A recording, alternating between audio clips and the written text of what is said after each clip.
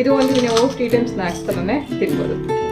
ಕೇವಲ ಲೇಡೀಸ್ಗೋಸ್ಕರ ಮಾಡಿರುವಂಥ ಒಂದು ಪ್ಲಾಟ್ಫಾರ್ಮ್ ಆಗಿರುತ್ತೆ. ಇದನ್ನೇ ಕೆಲವರು ಸುಮಾರು ಜನ ಮನೆಯಲ್ಲಿ ಕೂತ್ಕೊಂಡು ಬಿಸ್ನೆಸ್ ಥರ ಕೂಡ ಮಾಡ್ತಿದ್ದಾರೆ.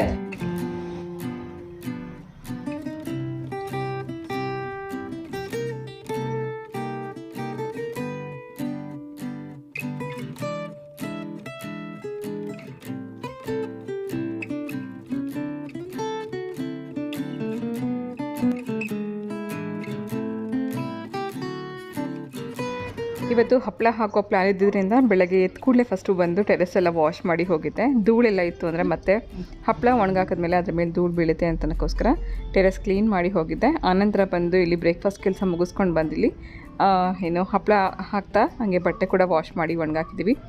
ಈ ಬಟ್ಟೆಗಳೆಲ್ಲ ವಾಷಿಂಗ್ ಮಿಷಿನಲ್ಲಿ ನಾನು ಬರೀ ವಾಶ್ ಮಾಡಿ ಮಾತ್ರ ಒಣಗಾಕ್ತೀನಿ, ಡ್ರೈ ಮಾಡಲ್ಲ. ಇದೇನಿದ್ರು ಗಾಳಿಯಲ್ಲೇ ಒಣಗಬೇಕು, ಹಾಗೆ ನೀರು ಸೋರೋ ಹಾಗೆಯೇ ಒಣಗಾಕ್ತೀನಿ. ಸೊ ನಮ್ಮ ಮನೆಯಲ್ಲಿ ತುಂಬ ಇಷ್ಟಪಡುವಂಥ ಹಪ್ಪಳ ಅಂತಂದರೆ ಸಬ್ಬಕ್ಕಿ ಹಪ್ಪಳ. ನಮ್ಮ ಮನೇಲಿ ಎಲ್ರಿಗೂ ತುಂಬ ಇಷ್ಟ.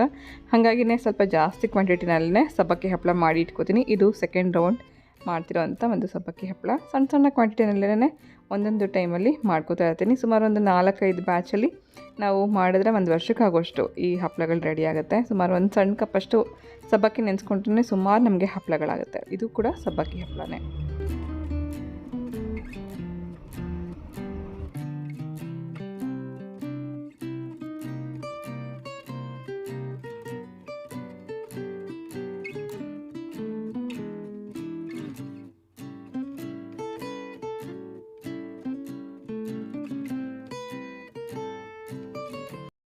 Hello, welcome back. ಬೆಳಗ್ಗೆ ಬೇಗ ಎದ್ದಿದ್ದಕ್ಕೆ ಎಷ್ಟೆಲ್ಲ ಕೆಲಸ ಮುಗೀತು ಅಂತಂದ್ರೆ, ಮೇಲ್ಗಡೆ ಬಿಸಿಲಲ್ಲಿ ಮಾಡ್ಬೇಕಾಗಿರೋಂಥ ಅಷ್ಟು ಕೆಲಸ ಈಗ ಮುಗಿಸ್ಕೊಂಡ್ ಬಂದೆ.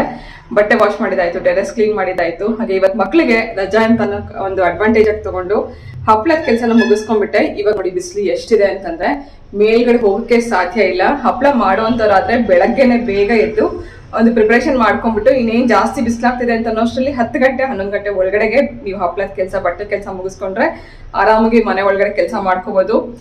ಮೊದಲು ಇದೊಂದು ಬ್ರೇಕ್ಫಾಸ್ಟ್ ರೆಸಿಪಿ ನೋಡ್ಕೊಂಡು ಬಂದ್ಬೇಡ. ಇದು ರವೆ ರೊಟ್ಟಿ. ರವೆ ರೊಟ್ಟಿ ಮಾಡೋದಕ್ಕೆ ಸುಮಾರು 3 ಕಪ್ಪಷ್ಟು ರವೆ ನಾನಿಲ್ಲಿ ತೊಗೊಂಡಿದ್ದೀನಿ. ಇದನ್ನು ಬಾಂಬೆ ರವೆ, ಮೀಡಿಯಮ್ ರವೆ ಅಥವಾ ಉಪ್ಪಿಟ್ಟು ರವೆ ಅಂತ ಕರೀತಾರೆ. ಈ ರವೆಗೆ ರುಚಿಗೆ ಸ್ವಲ್ಪ ಉಪ್ಪು ಹಾಕೋಣ. ಸುಮಾರು 1 ಟೀ ಸ್ಪೂನಷ್ಟು ಉಪ್ಪು ಹಾಕಿದ್ದೀನಿ. ಹಾಗೆ ಯಾವ ಕಪ್ಪಲ್ಲಿ ನಾವು ರವೆ ಅಳತೆ ಮಾಡಿ ತೊಗೊಂಡಿದ್ವಿ ಅದೇ ಕಪ್ಪಲ್ಲಿ 1 ಕಪ್ಪಷ್ಟು ಮೊಸರು, 1 ಕಪ್ಪಷ್ಟು ನೀರು, ಇದಿಷ್ಟನ್ನು ಹಾಕಿ ಚೆನ್ನಾಗಿ ಕಲಿಸ್ಕೊಳ್ಳೋಣ. ರವೆ ರೊಟ್ಟಿ ಮಾಡ್ತಿರೋದ್ರಿಂದ ಸ್ವಲ್ಪ ಇದನ್ನು ಗಟ್ಟಿಯಾಗಿಯೇ ಕಲಿಸ್ಕೋಬೇಕು. ಮೊಸರು ಮತ್ತು ನೀರು ಹಾಕಿ ಚೆನ್ನಾಗಿ ಕಲಿಸ್ಕೊಂಡ ನಂತರ ಇನ್ನೂ ತುಂಬ ಗಟ್ಟಿ ಇದೆ ಅಂತ ಅನಿಸಿದ್ರೆ ಇನ್ನೊಂದು ಅರ್ಧ ಕಪ್ಪಷ್ಟು ನೀರು ಹಾಕೋಣ. ರವೆ ಆಗಿರೋ ಕಾರಣ ಇದು ಸ್ವಲ್ಪ ನೆನೆಯೋದಕ್ಕೂ ಕೂಡ ಸಮಯ ಕೊಡಬೇಕು. ಇದಿಷ್ಟನ್ನು ಚೆನ್ನಾಗಿ ಕಲಿಸ್ಬಿಟ್ಟು 10 ನಿಮಿಷ ನಾವು ಇದನ್ನು ಮುಚ್ಚಿಟ್ಬೇಡ. ಈ ನೀರೆಲ್ಲ ಹೀರ್ಕೊಂಡು ಇದು ಸ್ವಲ್ಪ ಗಟ್ಟಿಯಾಗುತ್ತೆ. ಆನಂತರ ರೊಟ್ಟಿ ಮಾಡ್ಕೋಬೋದು. ಸೈಡಲ್ಲಿ ಇಟ್ಕೊಂಡಿದ್ದೀನಿ. ಇದಕ್ಕೆ ಕಾಂಬಿನೇಷನ್ ಆಗಿ ಒಂದು ಟ್ಯಾಂಗಿ ಟೊಮೆಟೊ ಚಟ್ನಿ ಮಾಡ್ತಾಯಿದ್ದೀನಿ. ತುಂಬಾ ಹುಳಿ ಹುಳಿಯಾಗಿ ತುಂಬ ಚೆನ್ನಾಗಿರುತ್ತೆ. ಮೊದಲನೇದಾಗಿ ಇದಕ್ಕೆ 1 ಟೀ ಸ್ಪೂನಷ್ಟು ಎಣ್ಣೆ ಹಾಕಿ ಸ್ವಲ್ಪ ಸಾಸಿವೆ ಹಾಕಿದ್ದೀನಿ. ಸಾಸಿವೆ ಸಿಡಿದ ನಂತರ ಕಡಲೆಬೇಳೆ ಮತ್ತು ಉದ್ದಿನಬೇಳೆ ಇದೆರಡು ಮಿಕ್ಸ್ ಮಾಡ್ಕೊಂಡಿರೋದನ್ನು ಸುಮಾರು ಒಂದು 2 ಟೇಬಲ್ ಸ್ಪೂನಷ್ಟು ಹಾಕ್ಕೊಂಡಿದ್ದೀನಿ. ಆನಂತರ ಖಾರಕ್ಕೋಸ್ಕರ ಒಂದು 3-4 ಒಣಮೆಣಸಿನ್ಕಾಯಿ, ಸ್ವಲ್ಪ ಕರಿಬೇವು, ಇದಿಷ್ಟನ್ನು ಹಾಕಿ ಸ್ವಲ್ಪ ಹುರ್ಕೊಳ್ಳೋಣ. ಆನಂತರ ಇದಕ್ಕೆ 1 ಈರುಳ್ಳಿ, 1 ಇಂಚಷ್ಟು ಶುಂಠಿ ಇದನ್ನು ಕಟ್ ಮಾಡಿ ಹಾಕ್ಕೊಂಡಿದ್ದೀನಿ. ಹಾಗೆ ಸ್ವಲ್ಪ ಇದು ಕೂಡ ಟ್ರಾನ್ಸ್ಪರೆಂಟ್ ಆಗಬೇಕು, ಅಲ್ಲಿವರೆಗೂ ಹುರ್ಕೊಳ್ಳೋಣ. ಟೊಮೆಟೊ ಚಟ್ನಿ ಮಾಡ್ತಿರೋದ್ರಿಂದ ಸ್ವಲ್ಪ ಟ್ಯಾಂಗಿ ಆಗಿರಬೇಕು ಅಂದರೆ ನಾಟಿ ಟೊಮೆಟೊ ನೀವು ಉಪಯೋಗಿಸ್ಕೋಬೋದು. ನಾನಿಲ್ಲಿ ಫಾರ್ಮ್ ಟೊಮೆಟೊ ಉಪಯೋಗಿಸ್ಕೊಂಡಿದ್ದೀನಿ. ಸುಮಾರು 4 ಟೊಮೆಟೊ ನಾನಿಲ್ಲಿ ತೊಗೊಂಡಿದ್ದೀನಿ. ಸ್ವಲ್ಪ ಹುಳಿ ಬೇಕು ಅಂತ ಅನಿಸಿದ್ರೆ ಇದ್ರ ಜೊತೆಗೆ ನೀವು ಸ್ವಲ್ಪ ಹುಣಸೆ ಹಣ್ಣನ್ನು ಹಾಕಿ ಕೂಡ ಹುರ್ಕೋಬೋದು. ಅಥವಾ ನಾಟಿ ಟೊಮೆಟೊ ಉಪಯೋಗಿಸ್ಕೊಂಡ್ರೆ ನಿಮ್ಗೆ ಅದರಲ್ಲೇ ಹುಳಿ ಅಂಶ ಇರುತ್ತೆ. ಟೊಮೆಟೊ ಎಲ್ಲ ಮೆತ್ತಗಾಗಬೇಕು. ಅದಕ್ಕೋಸ್ಕರ ಈ ಚಟ್ನಿಗೆ ಎಷ್ಟು ಬೇಕು ಅಂತ ನೋಡಿಕೊಂಡೆ ಇವಾಗಲೇ ನಾವು ಉಪ್ಪು ಹಾಕ್ಕೊಂಬೇಡ. ಉಪ್ಪು ಹಾಕೋದ್ರಿಂದ ಕೂಡ ಟೊಮೆಟೊ ಬೇಗ ಸಾಫ್ಟ್ ಆಗುತ್ತೆ. ಹಾಗೆ ಇನ್ನೂ ಸ್ವಲ್ಪ ಬೇಗ ಚೆನ್ನಾಗಿ ಬೇಯಲಿನಕ್ಕೋಸ್ಕರ ಒಂದು ಅರ್ಧ ಕಪ್ಪಷ್ಟು ನೀರು ಹಾಕಿ ಒಂದು ಸತಿ ಮಿಕ್ಸ್ ಮಾಡಿ ಮುಚ್ಚಿಟ್ಬಿಡ್ತೀನಿ. ನೀರೆಲ್ಲ ಹೀರ್ಕೊಂಡು ಇದೆಲ್ಲ ಟೊಮೆಟೊ ಇದೆಲ್ಲ ಚೆನ್ನಾಗಿ ಮೆತ್ತಗಾಗುತ್ತೆ. ಆನಂತರ ನಾವು ಚಟ್ನಿ ಮಾಡ್ಕೊಳ್ಳೋಣ. ಕಲಸಿಟ್ಟಿರೋಂಥ ರವೆ ಕೂಡ 10 ನಿಮಿಷದಲ್ಲಿ ಚೆನ್ನಾಗಿ ನೆಂದು ರೆಡಿಯಾಗಿದೆ. ಇದಕ್ಕೆ ನಾವು ಸ್ವಲ್ಪ ಮಸಾಲ ರೊಟ್ಟಿ ಮಾಡೋ ರೀತಿಯಲ್ಲಿ ಮಾಡ್ಕೋತಿರೋದ್ರಿಂದ ಮೊದಲು ಇದನ್ನೆಲ್ಲ ಚೆನ್ನಾಗಿ ಮಿಕ್ಸ್ ಮಾಡಿಕೊಂಡು ಇದಕ್ಕೇ ಕಟ್ ಮಾಡಿರೋಂಥ ಎಲ್ಲ ತರಕಾರಿಗಳನ್ನು ಹಾಕೋತಾ ಇದ್ದೀನಿ. ತರಕಾರಿ ಇನ್ ದ ಸೆನ್ಸ್ ಮೆಣಸಿನ್ಕಾಯಿ, ಕರಿಬೇವು, ಈರುಳ್ಳಿ, ಹಾಗೆ ಕೊತ್ತಂಬರಿ ಸೊಪ್ಪು, ಸ್ವಲ್ಪ ಜೀರಿಗೆ ಹಾಕ್ಕೊಳ್ಳೋದ್ರಿಂದ ಒಂದು ಡೈಜೆಷನ್ಗೂ ಚೆನ್ನಾಗಿರುತ್ತೆ. 1 ಸ್ಪೂನಷ್ಟು ಜೀರಿಗೆ ಹಾಕ್ಕೊಂಡಿದ್ದೀನಿ. ಕಾಯಿ ತುರಿ ಹಾಕ್ಕೋಬೋದು, ಕ್ಯಾರೆಟ್ ತುರಿ ಹಾಕ್ಕೋಬೋದು. ಇದನ್ನೆಲ್ಲ ಚೆನ್ನಾಗಿ ಕಲಸಿ ನಂತರ ನಾವು ರೊಟ್ಟಿ ಮಾಡ್ಕೋಬೋದು. ಈ ಹದಕ್ಕಿದ್ರೆ ಸಾಕು. ಹಾಗೆ ಇದೇ ಉಳಿದಿರೋವಂಥ ರೊಟ್ಟಿ ಹಿಟ್ಟಿಂದ ಸಾಯಂಕಾಲದ ಒಂದು ಟೀ ಟೈಮ್ ಸ್ನ್ಯಾಕ್ಸ್ ಕೂಡ ತೋರಿಸ್ತಾ ಇದ್ದೀನಿ. ಪೂರ್ತಿಯಾಗಿ ವಿಡಿಯೋ ನೋಡಿ. ಹಿಟ್ಟೆಲ್ಲ ಕಲಿಸ್ಕೊಂಡಿದ್ದಾಗಿದೆ. ಅಷ್ಟರಲ್ಲಿ ಟೊಮೆಟೊ ಚಟ್ನಿಗೆ ನಾವು ಬೇಯಿಸೋದಕ್ಕೆ ಇಟ್ಟಿರುವಂಥ ನೀರೆಲ್ಲ ಹೀರ್ಕೊಂಡು ಈ ಟೊಮೆಟೊ ಕೂಡ ಸಾಫ್ಟಾಗಿದೆ. ಇದು ಕಂಪ್ಲೀಟಾಗಿ ತಣ್ಣಗಾದ ನಂತರ ನಾವು ಗ್ರೈಂಡ್ ಮಾಡಿಕೊಂಡ್ರೆ ಟೊಮೆಟೊ ಚಟ್ನಿ ರೆಡಿ ಆಗುತ್ತೆ. ಹೆಂಚು ಬಿಸಿ ಆಗೋದಕ್ಕೂ ಮುಂಚೆನೇ ನಾನಿಲ್ಲಿ ಎಣ್ಣೆ ಹಚ್ಚಿ ರೊಟ್ಟಿ ತಟ್ಕೋತಾ ಇದ್ದೀನಿ. ಸುಮಾರು ಜನಕ್ಕೆ ಡೈರೆಕ್ಟಾಗಿ ಹೆಂಚು ಮೇಲೆ ರೊಟ್ಟಿ ತಟ್ಟಿ ಮಾಡೋವಂಥ ಅಭ್ಯಾಸ ಇರೋರಿಗೆ ಗೊತ್ತಿರುತ್ತೆ. ಸುಮಾರು ಜನ ಬಿಗಿನರ್ಸ್ಗೆ ನಾವು ಹೆಂಚು ಬಿಸಿ ಇರುವಾಗ ತಟ್ಟಕ್ಕೆ ಬರಲ್ಲ ಅಂತ ಅನ್ನೋವಂಥವ್ರಿಗೆ ಈ ಟಿಪ್ ನೀವು ಉಪಯೋಗಿಸ್ಕೋಬೋದು. ಅಂದರೆ ನಾವು ಇದನ್ನು ಹೆಂಚಿನ ಬಿಸಿ ಆಗೋದಕ್ಕೂ ಮುಂಚೆನೇ ಫಸ್ಟು ರೊಟ್ಟಿ ತಟ್ಬಿಟ್ಟು ಆ ನಂತರ ನಾವು ಸ್ಟವ್ ಆನ್ ಮಾಡ್ಕೊಳ್ಳೋದ್ರಿಂದ ನೀಟಾಗೂ ಬರುತ್ತೆ. ನಾವು ಎಷ್ಟು ನೀಟಾಗಿ ಎಷ್ಟು ತೆಳ್ಳಗೆ ಬೇಕಾದ್ರೆ ನಾವು ಇದನ್ನು ತಟ್ಕೋತಾ ಹೋಗ್ಬೋದು. ಅಥವಾ 2 ಹೆಂಚನ್ನ ಇಟ್ಕೊಂಡು ಒಂದು ಹೆಂಚನ್ನು ಸ್ಟವ್ ಮೇಲೆ ರೊಟ್ಟಿ ಮಾಡೋದಕ್ಕಿಟ್ಟು ಇನ್ನೊಂದು ಹೆಂಚು ಬಿಸಿ ಇಲ್ದಲೇ ಇರೋವಂಥ ಟೈಮಲ್ಲೇ ಮತ್ತೊಂದರಲ್ಲಿ ರೊಟ್ಟಿ ತಟ್ಕೊಂಡು ಈ ರೀತಿ 2 ಹೆಂಚನ್ನ ಟ್ರಾನ್ಸ್ಫರ್ ಮಾಡ್ಕೋತಾನೆ ರೊಟ್ಟಿ ಮಾಡ್ಕೋಬೋದು. ಸೊ ರವೆ ರೊಟ್ಟಿ ಸ್ವಲ್ಪ ದಪ್ಪ ಇರುತ್ತೆ. ಬೇಯಬೇಕು ಅಂತಂದರೆ ಮೇಲಿಂದ ಒಂದು ಲಿಡ್ ಕ್ಲೋಸ್ ಮಾಡಿರೋದ್ರಿಂದ ಮೇಲಿಂದ ಹಬೆಯಲ್ಲೂ ಕೂಡ ಬೇಯುತ್ತೆ.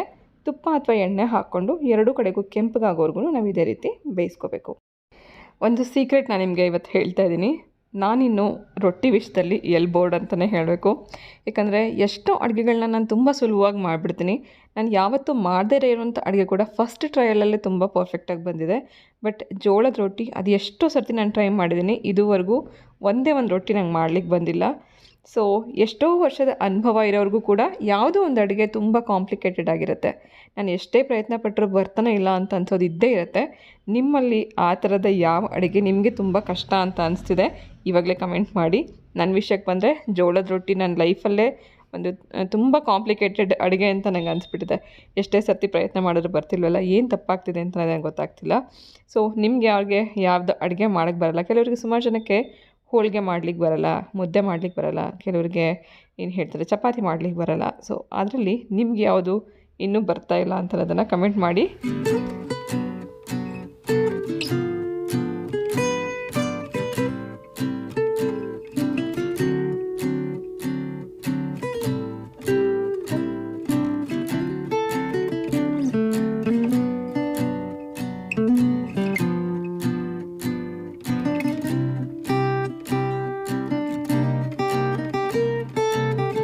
ಟೊಮೆಟೊ ಚಟ್ನಿಗೆ ನಾವು ಗ್ರೈಂಡ್ ಮಾಡ್ಕೋಬೇಕಾಗಿದೆ. ಇದು ಬಿಸಿ ಕಂಪ್ಲೀಟಾಗಿ ತಣ್ಣಗಾದ ನಂತರ ನಾನು ಇದನ್ನು ಗ್ರೈಂಡ್ ಮಾಡ್ಕೊಂಡಿದ್ದೀನಿ.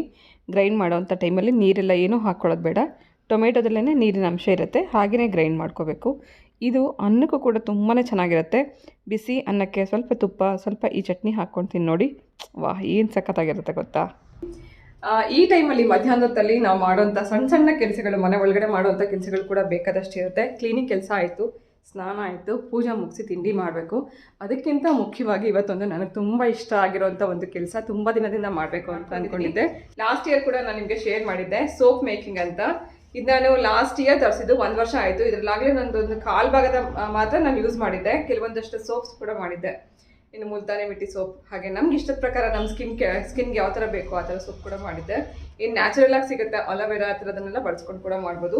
ಹಾಗೆ ಮೇಯ್ನಾಗಿ ನಾನು ಹೇಳಕ್ಕೆ ಇಷ್ಟಪಡ್ತೀನಿ, ಈ ಥರದ್ದು ನಾನು ಯಾವ್ಯಾವ ಥರ ಸೋಪ್ ಮಾಡ್ಬೋದು ಅಂತ ಒಂದು ಏನು ಹೇಳ್ತಾರೆ ರಿಸರ್ಚ್ ಮಾಡೋಂಥ ಟೈಮಲ್ಲಿ ಇದನ್ನೇ ಕೆಲವರು ಸುಮಾರು ಜನ ಮನೆಯಲ್ಲಿ ಕೂತ್ಕೊಂಡು ಬಿಸ್ನೆಸ್ ಥರ ಕೂಡ ಮಾಡ್ತಿದ್ದಾರೆ. ಈ ಬೇಸ್ ನಮಗೆ ಬೇಕಾದಷ್ಟು ವೆರೈಟಿನಲ್ಲಿ ಸಿಗುತ್ತೆ, ಟ್ರಾನ್ಸ್ಪರೆಂಟ್ ಸಿಗುತ್ತೆ, ಹಾಗೆ ಮಿಲ್ಕಲ್ಲೂ ಸಿಗುತ್ತೆ. ಮೇಯ್ನಾಗಿ ನಾನಿವತ್ತು ಸೋಪ್ ಮಾಡೋದ್ರ ಜೊತೆಗೆ ನಾ ಹೇಗೆ ಸೋಪ್ ಮಾಡ್ತೀನಿ ಅಂತ ತೋರಿಸೋದ್ರ ಜೊತೆಗೆ ಕೆಲವು ನಿಮಗೆ ಒಂದು ಬಿಸ್ನೆಸ್ ಐಡಿಯಾಸ್ ಕೂಡ ನಿಮ್ಮ ಜೊತೆ ಶೇರ್ ಮಾಡ್ತಾ ಇದ್ದೀನಿ.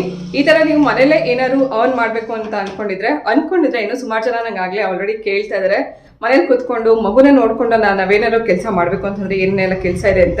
ಮಧ್ಯಾಹ್ನ ಸಮಯ ಫ್ರೀಯಾಗಿ ಕೂತ್ಕೊಂಡಿದ್ದಾಗ ಸುಮ್ಮನೆ ಸ್ಕ್ರಾಲ್ ಮಾಡ್ತಿರ್ತೀವಿ.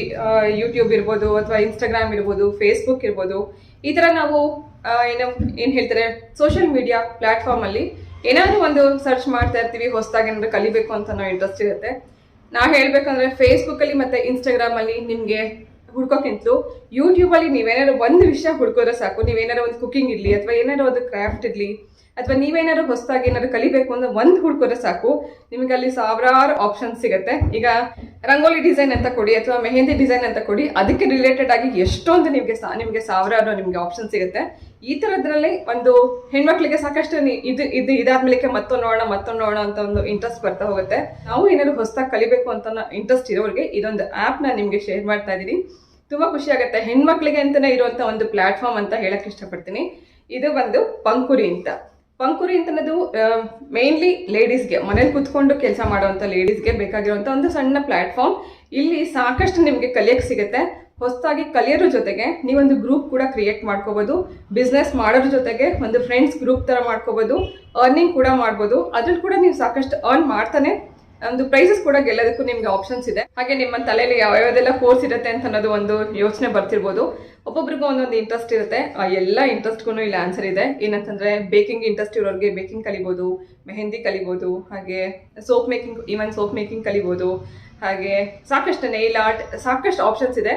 ನಿಮ್ಗೆ ಯಾವ್ದ್ರಲ್ಲಿ ಇಂಟ್ರೆಸ್ಟ್ ಇರುತ್ತೆ ಅದನ್ನ ಕಲಿಬಹುದು. ಕಲಿಯೋದ್ರ ಜೊತೆಗೆ ಕೋರ್ಸ್ ಕಂಪ್ಲೀಟ್ ಆದ್ಮೇಲೆ ಸರ್ಟಿಫಿಕೇಟ್ ಪಡ್ಕೋಬಹುದು. ಅದನ್ನ ಉಪಯೋಗಿಸ್ಕೊಂಡು ನೀವು ನಿಮ್ಮ ಒಂದು ಬಿಸ್ನೆಸ್ ನ ಸ್ಟಾರ್ಟ್ ಮಾಡ್ಬೋದು. ಸೊ ನನ್ನ ಒಂದು ಆಸೆ ಏನಂತಂದ್ರೆ ನೀವೆಲ್ಲರೂ ಅದನ್ನ ಉಪಯೋಗಿಸ್ಕೊಳ್ಳಿ ಅಂತ. ಈ ಪ್ಲಾಟ್ಫಾರ್ಮ್ ಎಲ್ಲರಿಗೂ ಹೆಣ್ಮಕ್ಳಿಗೆ ಅಂತ ಇರೋದ್ರಿಂದ ದಯವಿಟ್ಟು ಒಂದ್ಸತಿ ನೀವು ಟ್ರೈ ಮಾಡಿ. ಮೊದಲನೇದಾಗಿ ಏನ್ ಮಾಡ್ಬೇಕು ಅಂದ್ರೆ ಪಂಕುರಿ ಆ್ಯಪ್ನ ಡೌನ್ಲೋಡ್ ಮಾಡ್ಕೋಬೇಕು. ಹಾಗೆ ನಿಮ್ಗೆ ಯಾವ್ದ್ರಲ್ಲಿ ಕಲಿಯುವಂಥ ಇಂಟ್ರೆಸ್ಟ್ ಇರುತ್ತೆ ಆ ಒಂದು ಕೋರ್ಸ್ನ ಬುಕ್ ಮಾಡ್ಕೋಬೇಕು. ಬುಕ್ ಮಾಡ್ಕೊಂಡ ನಂತರ ನಂದೇ ಒಂದು ಕೂಪನ್ ಕೋಡ್ ಇದೆ. ಆ ಕೋಡ್ ಮೂಲಕ ನೀವು ಕ್ಲಾಸ್ ಜಾಯ್ನ್ ಆದರೆ ಫಸ್ಟ್ ಕ್ಲಾಸ್ ಏನಿರುತ್ತೆ ಅದು ನಿಮಗೆ ಫ್ರೀ ಇರುತ್ತೆ. ಸೊ ಫ್ರೀ ಕ್ಲಾಸ್ನ ಅಟೆಂಡ್ ಮಾಡಿದ ಮೂಲಕ ನಿಮಗೆ ಇಂಟ್ರೆಸ್ಟ್ ಇತ್ತು ಅಂತಂದ್ರೆ ನೀವು ಇದನ್ನ ಕಂಟಿನ್ಯೂ ಮಾಡ್ಕೊಂಡು ಹೋಗ್ಬೋದು. ಸೊ ಆ ಕೋರ್ಸ್ನ ಕಂಪ್ಲೀಟ್ ಮಾಡ್ಕೋಬಹುದು. ಮತ್ತೊಂದು ಖುಷಿ ವಿಷಯ ಏನಂತಂದ್ರೆ ಇಲ್ಲಿ ಕೋರ್ಸ್ ತಗೊಳ್ಳೋದ್ರ ಜೊತೆಗೆ ನಾವು ಆ ಕೋರ್ಸ್ ಕಂಪ್ಲೀಟ್ ಆದ್ಮೇಲೆ ಅದಕ್ಕೆ ಅಂತಾನೆ ಸರ್ಟಿಫಿಕೇಟ್ ಕೂಡ ಸಿಗುತ್ತೆ. ಹಾಗೆ ಸಾಕಷ್ಟು ನಿಮ್ಮ ಡೌಟ್ಸ್ಗೂ ಕೂಡ ಒಂದು ಆನ್ಸರ್ ಸಿಗುತ್ತೆ. ಎಲ್ಲ ಒಂದು ಡೀಟೇಲ್ ಅಥವಾ ಆ್ಯಪ್ ಮತ್ತೆ ಕೂಪನ್ ಕೋಡ್ ಇದೆಲ್ಲದರನ್ನು ಡಿಸ್ಕ್ರಿಪ್ಷನ್ ಬಾಕ್ಸ್ ಅಲ್ಲಿ ಆ್ಯಪ್ ಲಿಂಕ್ ಇರುತ್ತೆ. ಹಾಗೆ ಕೂಪನ್ ಕೋಡ್ ನಂಬರ್ ಕೂಡ ಕೊಟ್ಟಿರ್ತೀನಿ, ಸ್ಕ್ರೀನ್ ಮೇಲೆ ಕೂಡ ಹಾಕ್ತಿದ್ದೀನಿ. ಡೌಟ್ ಇದ್ರೆ ಡಿಸ್ಕ್ರಿಪ್ಷನ್ ಬಾಕ್ಸ್ನ ಚೆಕ್ ಮಾಡಿ ಈ ಒಂದು ಪಂಕುರಿ ಆ್ಯಪ್ನ ಉಪಯೋಗಿಸ್ಕೊಳ್ಳಿ. ಹೋಮ್ ಮೇಡ್ ಅಥವಾ ಹ್ಯಾಂಡ್ ಮೇಡ್ ಸೋಪ್ ಮಾಡೋದಕ್ಕೆ ಮುಖ್ಯವಾಗಿ ನಮಗೆ ಬೇಕಾಗಿರೋದು ಸೋಪ್ ಬೇಸ್. ಇದರಲ್ಲಿ ಕೂಡ ಸಾಕಷ್ಟು ವೆರೈಟೀಸ್ ನಿಮಗೆ ಸಿಗುತ್ತೆ. ಟ್ರಾನ್ಸ್ಪರೆಂಟ್ ಇರೋದು ಸಿಗುತ್ತೆ. ನಾನು ತೊಗೊಂಡಿರೋದು sulphate free goat milk soap base. ಇದು ಮೇಕೆ ಹಾಲನ್ನು ಉಪಯೋಗಿಸ್ಕೊಂಡು ಮಾಡಿರುವಂಥ ಒಂದು ಸೋಪ್ ಬೇಸ್. ನ್ಯಾಚುರಲ್ ಆಗಿ ನಾವು ನಮ್ಮ ಸ್ಕಿನ್ನಿಗೆ ಯಾವ ಥರ ಬೇಕು ಆ ಥರದ್ದು ಸೋಪನ್ನು ನಾವು ಅಡುಗೆ ಮನೆಯಲ್ಲಿರುವಂಥ ವಸ್ತುಗಳನ್ನು ಉಪಯೋಗಿಸ್ಕೊಂಡು ನಾವು ಓನಾಗಿ ಸೋಪ್ಗಳನ್ನು ಮಾಡ್ಕೋಬೋದು. ಇವತ್ತು ಕೂಡ ನಾನು ಸಾಕಷ್ಟು ಟ್ರಯಲ್ ಮಾಡ್ತಾಯಿದ್ದೀನಿ. ಲಾಸ್ಟ್ ಇಯರ್ ನಾನು ಮುಲ್ತಾನಿ ಮಿಟ್ಟಿ ಸೋಪ್ ಮಾಡಿದ್ದೆ, ತುಂಬ ಚೆನ್ನಾಗಿ ವರ್ಕ್ ಆಯಿತು. ಹಾಗೆ ಈ ಸರ್ತಿ ಮಾಡ್ತಿರೋದು ಅಲೋವೆರಾ ಸೋಪ್ ಮಾಡ್ತಾಯಿದ್ದೀನಿ. ಹಾಗೆ ಟರ್ಮರಿಕ್ ಸೋಪ್ ಮಾಡ್ತಾಯಿದ್ದೀನಿ. ಮತ್ತೊಂದು ಮುಖ್ಯವಾಗಿ ನಾನು ತುಂಬ ಇಷ್ಟಪಟ್ಟು ಮಾಡಲೇಬೇಕು ಅಂತ ಅಂದ್ಕೊಂಡಿದ್ದು ಆ್ಯಕ್ಟಿವೇಟೆಡ್ ಚಾರ್ಕೋಲ್ ಸೋಪ್. ಅದನ್ನು ನಾನು ನೆನ್ನೆ ಮಾಡಿದೆ, ತುಂಬ ಚೆನ್ನಾಗಿ ಬಂತು. ಹಾಗೆ ಇವತ್ತು ಅದರಲ್ಲಿ ಸ್ನಾನ ಕೂಡ ಮಾಡಿದೆ, ತುಂಬ ಚೆನ್ನಾಗಿತ್ತು. ಆ್ಯಕ್ಟಿವೇಟೆಡ್ ಚಾರ್ಕೋಲ್ ಸೋಪ್ ಅಂದರೆ ಇಡ್ಲಿನ ಪೌಡರ್ನ ಉಪಯೋಗಿಸ್ಕೊಂಡು ಮಾಡುವಂಥ ಸೋಪನ್ನು ನೆಕ್ಸ್ಟ್ ವೀಡಿಯೋದಲ್ಲಿ ನಾನು ನಿಮಗೆ ಹೇಗೆ ಮಾಡೋದು ಅಂತ ಅನ್ನೋದನ್ನು ತೋರಿಸ್ತೀನಿ. ಇವತ್ತು ಮೊದಲನೇದಾಗಿ ಅರ್ಶಿನದ ಪುಡಿನ ಉಪಯೋಗಿಸ್ಕೊಂಡು ಹೇಗೆ ನಾವು ಸೋಪ್ ಮಾಡ್ಕೋಬೋದು ಅಂತ ಅನ್ನೋದನ್ನು ನೋಡ್ಕೊಂಬರೋಣ. ಮೊದಲನೇದಾಗಿ ನಾವು ಎಷ್ಟು ಸೋಪ್ ಮಾಡ್ತಿದ್ದೀವಿ ಅಂತ ನೋಡಿಕೊಂಡು ಸೋಪ್ ಬೇಸನ್ನು ಕಟ್ ಮಾಡಿ ನಾವು ಇದನ್ನು ಕರಗಿಸ್ಕೋಬೇಕು. ಕರಗಿಸೋದಕ್ಕೆ ಡೈರೆಕ್ಟಾಗಿ ಬೆಂಕಿ ಮೇಲೆ ಇಡಬಾರ್ದು. ಒಂದು ಪಾತ್ರೆಯಲ್ಲಿ ನೀರು ಕುದಿಯೋದಕ್ಕೆ ಇಟ್ಟು ಆ ಕುದಿಯುವಂಥ ನೀರು ಮೇಲ್ಗಡೆ ಬೇರೆ ಬೌಲಲ್ಲಿ ಈ ಸೋಪ್ ಬೇಸನ್ನು ಹಾಕಿ ಕರಗಿಸ್ಕೋಬೇಕು. 1-2 ನಿಮಿಷದಲ್ಲಿ ಆ ಬಿಸಿಗೆ ಹಬೆಯಿಂದಾಗಿ ಬೆಣ್ಣೆ ರೀತಿ ಕರಗೋಗುತ್ತೆ. ಕರಗ್ತಾ ಇರುವಾಗಲೇ ನಾವು ಇದಕ್ಕೆ ಏನೇನೆಲ್ಲ ಹಾಕ್ಕೋಬೇಕು ಅಂತ ಅನ್ನೋದನ್ನು ಮೊದಲೇ ಪ್ರೀ ಪ್ಲ್ಯಾನ್ ಮಾಡಿ ರೆಡಿ ಮಾಡಿ ಇಟ್ಕೊಂಡಿರಬೇಕು. ಇದು ಎಷ್ಟು ಬೇಗ ಕರಗುತ್ತೋ ಅಷ್ಟೇ ಬೇಗ ಗಟ್ಟಿಯಾಗುತ್ತೆ. ಸೊ ನಾವು ಇದನ್ನು ಕರಗೋದಕ್ಕೆ ಇಟ್ಬಿಟ್ಟು ನಾವು ಮತ್ತೆ ಅಲ್ಲೆಲ್ಲ ಹುಡ್ಕೋಕೆ ಹೋದರೆ ಮತ್ತೆ ಗಟ್ಟಿಯಾಗುತ್ತೆ. ತಕ್ಷಣಕ್ಕೆ ನಾವು ಇದನ್ನೆಲ್ಲ ಆ್ಯಡ್ ಮಾಡ್ತಾ ಹೋಗಬೇಕು. ಮೊದಲನೇದಾಗಿ ನಾನಿಲ್ಲಿ 1 ಸ್ಪೂನಷ್ಟು ಕೋಕೋನಟ್ ಆಯಿಲ್ನ ಉಪಯೋಗಿಸ್ಕೊಂಡಿದ್ದೀನಿ. ಪ್ಯೂರ್ ಆಗಿರೋವಂಥ ಕೋಕೋನಟ್ ಆಯಿಲ್ ಮತ್ತು ಇದನ್ನೆಲ್ಲ ಉಪಯೋಗಿಸ್ಕೊಳ್ಳೋದ್ರಿಂದ ನಮ್ಮ ಸ್ಕಿನ್ಗೆ ಇನ್ನೂ ಚೆನ್ನಾಗಿ ಒಂದು ಗ್ಲೋ ಕೊಡುತ್ತೆ. ಹಾಗೆ ಕೋಕೋನಟ್ ಆಯಿಲ್ ಮತ್ತು ಗ್ಲಿಸರಿನ್ ಇದೆಲ್ಲ ನಮ್ಮ ಸ್ಕಿನ್ನನ್ನು ಮಾಯಿಶ್ಚರೈಸ್ ಮಾಡುತ್ತೆ. ಸೊ ಸೋಪ್ ಬೇಸ್ ಜೊತೆಗೇ ಈ ಕೋಕೋನಟ್ ಆಯಿಲ್ನ ಹಾಕೋಣ. ಹಾಗೆ ಒಂದು ಅರ್ಧ ಸ್ಪೂನಷ್ಟು ಗ್ಲಿಸರಿನ್ ಹಾಕ್ಕೊಂಡಿದ್ದೀನಿ.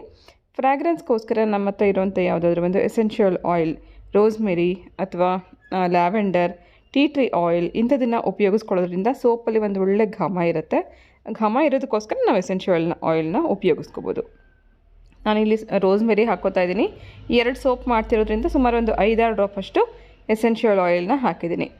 ಆನಂತರ ಸುಮಾರು ಒಂದು ಅರ್ಧ ಸ್ಪೂನಷ್ಟು ಕಸ್ತೂರಿ ಅರಿಶಿನ ಹಾಕ್ತಾಯಿದ್ದೀನಿ. ಇದು ಫೇಸ್ ಪ್ಯಾಕ್ಗೆ ಅಂತಲೇ ಸಿಗುತ್ತೆ. ಬಂಜಾರಾದವರದ್ದು ನಾನಿಲ್ಲಿ ಉಪಯೋಗಿಸ್ಕೊಂಡಿದ್ದೀನಿ. ಅಥವಾ ನಾವು ಪ್ಯೂರ್ ಆಗಿ ನಮ್ಮ ಹತ್ರ ಅರಿಶಿನದ ಪುಡಿ ಇದೆ ಅಂತಂದರೆ ಅರಿಶಿನದ ಪುಡಿ ಹಾಕ್ಕೊಂಡು ನಾವು ಈ ಟರ್ಮರಿಕ್ ಸೋಪ್ನ ಮಾಡ್ಕೋಬೋದು. ಚಂದನದ ಪೌಡರ್ನ ಬಳಸ್ಕೊಂಡು ಚಂದನದ ಸೋಪ್ ಮಾಡ್ಕೋಬೋದು. ಸ್ಯಾಂಡಲ್ ಸೋಪ್ ಥರ ಮಾಡ್ಕೋಬೋದು. ಸ್ಯಾಂಡಲ್ ಎಸೆನ್ಸ್ನ ಹಾಕ್ಕೋಬೋದು. ಹಾಗೆ ಈಗ ಸಮ್ಮರಲ್ಲಿ ರ್ಯಾಷಸ್ ಎಲ್ಲ ಆಗುತ್ತೆ, ಬೆವರಿನ ಗುಳ್ಳೆಗಳಾಗುತ್ತೆ. ಅದನ್ನು ತಡೆಗಟ್ಟಬೇಕು ಅಂತಂದರೆ ಬೇವಿನ ಸೊಪ್ಪಿನ ರಸನ ಉಪಯೋಗಿಸ್ಕೊಂಡು ಬೇವಿನ ಸೊಪ್ಪಿನ ರಸದಿಂದ ಕೂಡ ಸೋಪ್ ಮಾಡ್ಕೋಬೋದು. ಅಲೋವೆರಾ ಜೆಲ್ ಹಾಕ್ಕೊಂಡು ಅಲೋವೆರಾ ಸೋಪ್ ಥರ ಮಾಡ್ಕೋಬೋದು. ಈ ಥರ ನಮಗೆ ಸ್ಕಿನ್ಗೆ ಯಾವ ಥರ ಬೇಕು, ಯಾವ ಸೀಸನ್ಗೆ ಯಾವ ಥರ ಸೋಪ್ ಬೇಕು ಅಂತ ನೋಡಿಕೊಂಡು ಪ್ಯೂರಾಗಿ ಸಿಗುವಂಥ, ಅದರಲ್ಲೂ ನ್ಯಾಚುರಲ್ ಆಗಿ ಸಿಗುವಂಥ ಇಂಗ್ರೀಡಿಯೆಂಟನ್ನು ಬಳಸ್ಕೊಂಡು ಸೋಪ್ ಮಾಡ್ಕೋಬೋದು. ಇದೇ ಥರ ನೀವು ಆರ್ಡರ್ಸ್ ತೊಗೊಂಡು ಸೋಪ್ನ ಮಾಡಿ ಮಾರಲೂಬಹುದು. ಡಿಯರ್ಸ್, ಈ ಸೋಪ್ ನಾನು ನಮಗೋಸ್ಕರ ಮಾಡ್ಕೊಂಡಿದ್ದೆ. ಇದೊಂದು ಸಣ್ಣ ಐಡಿಯಾ ಅಷ್ಟೇ. ಬಟ್ ನಾನಿವತ್ತು ಹೇಳಿದಂಥ ಪಂಖುರಿ ಆ್ಯಪ್ ಮೂಲಕ ನೀವು ಒಂದ್ಸತಿ ನೀವು ಆ ಕ್ಲಾಸ್ನ ಅಟೆಂಡ್ ಮಾಡಿದ್ರೆ ಅಲ್ಲಿ ಎಕ್ಸ್ಪರ್ಟ್ಸ್ ನಿಮಗೆ ಪ್ರಾಪರಾಗಿ ಕ್ಲಾಸಸ್ನ ಹೇಳ್ಕೊಡ್ತಾರೆ. ಫಸ್ಟ್ ಕ್ಲಾಸ್ ಫ್ರೀ ಇರೋದ್ರಿಂದ ಒಂದ್ಸತಿ ಟ್ರೈ ಮಾಡಿ. ಆ ಕ್ಲಾಸ್ ಅಟೆಂಡ್ ಮಾಡಿದ್ಮೇಲೆ ಬಹುಶಃ ನಿಮಗೂ ಒಂದು ಇಂಟ್ರೆಸ್ಟ್ ಬರ್ಬೋದು, ಕಾನ್ಫಿಡೆನ್ಸ್ ಬರ್ಬೋದು, ನಾನು ಏನಾದರೂ ಮಾಡ್ತೀನಿ ಅಂತ ಅನ್ನೋದು. ಸೊ ಉಪಯೋಗಿಸ್ಕೊಳ್ಳಿ. ನೀವು ಏನಾದರೂ ಒಂದು ಟ್ರೈ ಮಾಡಲಿ ಅಂತ ಅನ್ನೋ ಆಸೆ ನನಗೆ.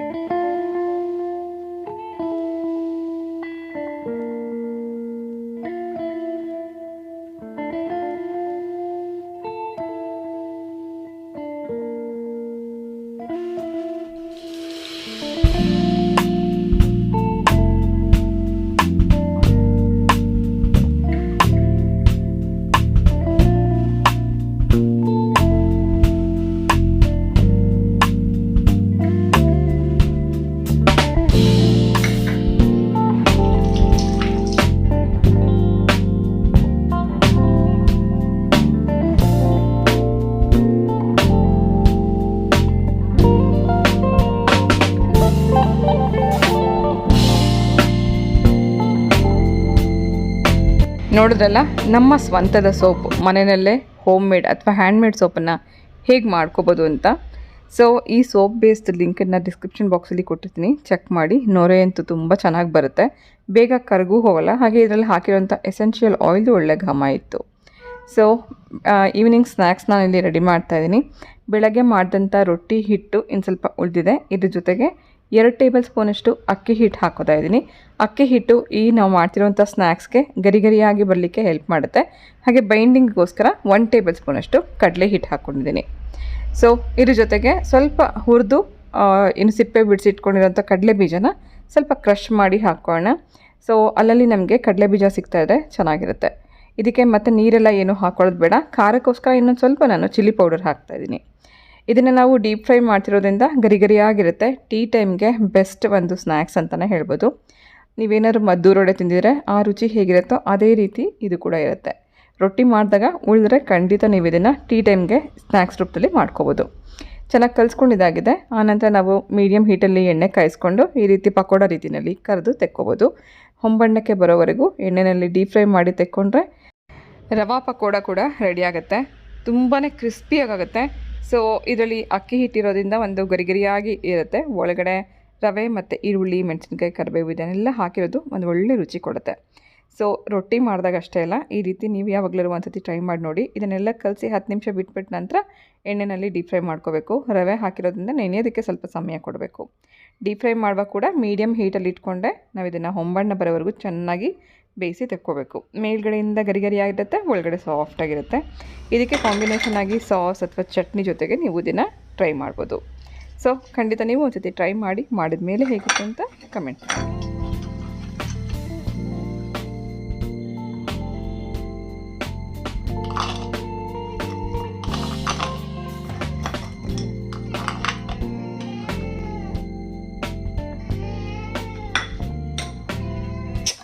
ಪುಷ್ಪಸ್ ಸುಮ್ಮನೆ ಇರು ಪುಷ್ಪಸ್.